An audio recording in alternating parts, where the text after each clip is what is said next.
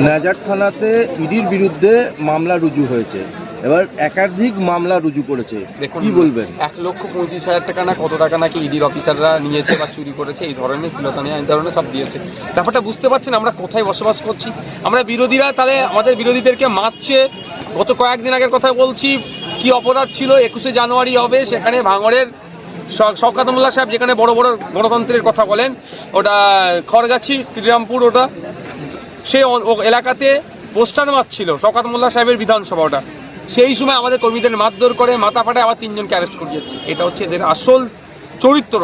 এরা সব সময় পুলিশকে কাজে লাগিয়ে ক্ষমতার অপব্যবহার করছে। ইডি তো যাচ্ছে যেখানে অবৈধ লেনদেন হচ্ছে সেটাকে উদ্ধারের জন্য, তারা নাকি 1,35,000 টাকা থেকে নিয়ে পালিয়ে এসছে বা এই ধরনের অভিযোগ। মাপতে পারা যাচ্ছে আমরা কোন রাজ্যে বসবাস করছি। যদি ইডি অফিসারদেরকে না ছাড়ে সাধারণ মানুষ যারা দুর্নীতির বিরুদ্ধে কথা বলা হচ্ছে, তাহলে তাদের কত সমস্যার মধ্যে আছে। আর আমরা যারা বিরোধী